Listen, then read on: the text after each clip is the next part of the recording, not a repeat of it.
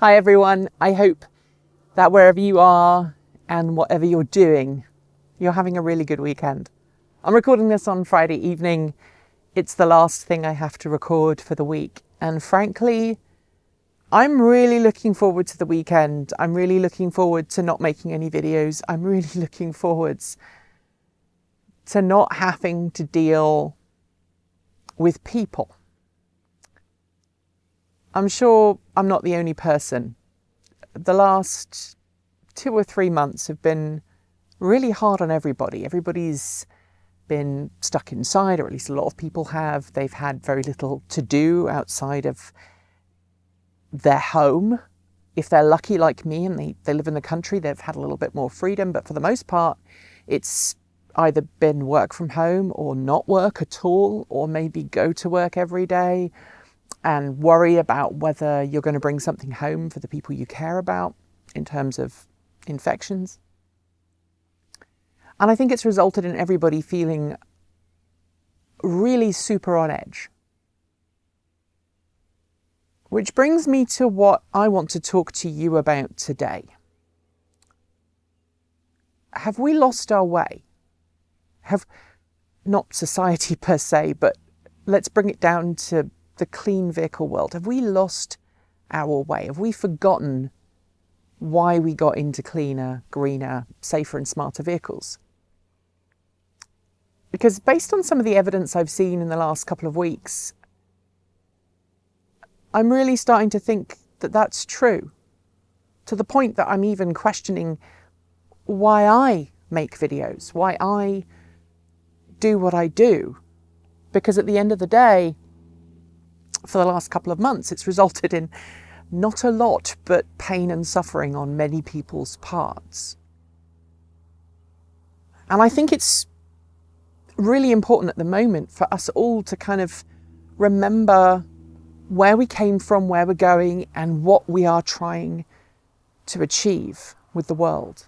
You know, I am, of course, talking about tribalism in the electric car segment, and that tribalism is none so greater than the reality distortion field that follows Elon Musk around and has led to some really nasty factions splitting off. And luckily those factions are a minority. Yes, they are the vocal minority, and most people who are interested in electric cars and Tesla are wonderful, kind and amazing people.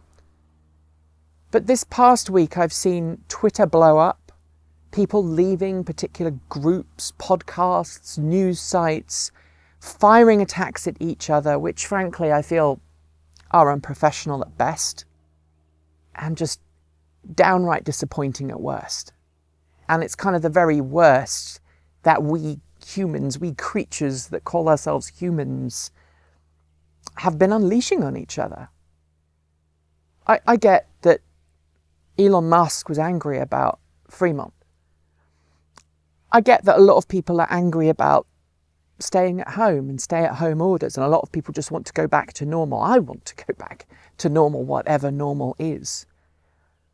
But I feel that we've just got so stressed, so angry, so frustrated, so bent and twisted and contorted into our own ideals and our own driven goals that we are forgetting that most of us are doing this for a wider reason. And that reason is the same reason. I hope and pray, which is a silly thing to say as an atheist, but it's a term of phrase. I hope and pray that Elon Musk still has grasp of that original vision to accelerate the transition towards zero emission transport and energy, clean, renewable energy, democratization of energy and transport. I'm worried that he may have lost that. I'm worried that many of us in this sector may have lost that too. And I guess today's video is about introspection. I'm riffing on this topic because I also feel that I need to look inside and remember why it is that I do what I do. And I think many of us need to. It's really easy online to be angry and aggressive and vindictive and nitpicky and petty and abusive towards other people that we will either never see or that we are not seeing in the moment. Some of the comments that we've deleted this week on our YouTube channel, nobody should have to deal with. And I'm not talking about, I'm not talking about the transphobia or the homophobia that we at Transport Evolved as an LGBTQ team get on a daily basis. That shouldn't happen either. But I'm not talking about that. I'm talking about all of the hate that I've seen directed towards us, towards other people in the sector, towards each other, people that used to be fighting on the same side to make the world cleaner, greener, safer and smarter, just being nitpicky. Calling someone a liar because they don't believe the same thing as you is not acceptable. Trying to destroy somebody's career because you feel that they are not doing a good job is not acceptable. That's not the way you go about it. Professionals or vloggers or whatever you want to call them, commentators, trying to take each other down in a public arena, it stinks. I've always felt from day one that facts are more important than hyperbole.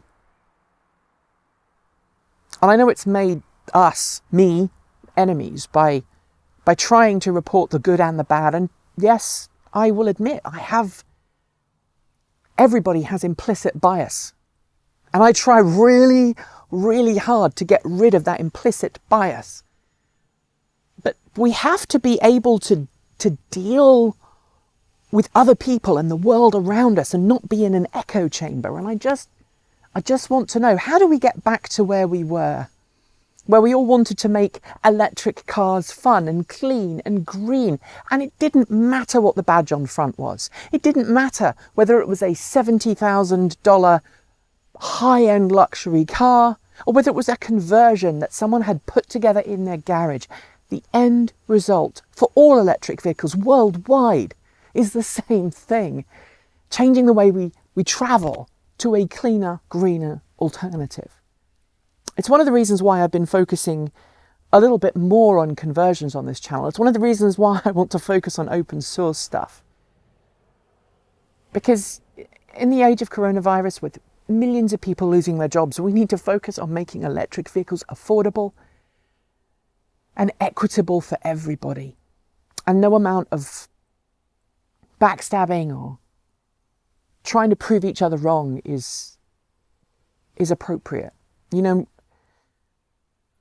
I apologize now for anything that I may have said in the past that was skewed or wrong or incorrect, and I do try, when people call me on bare facts that are provably wrong, I try to make amends and retract or make a statement or correct.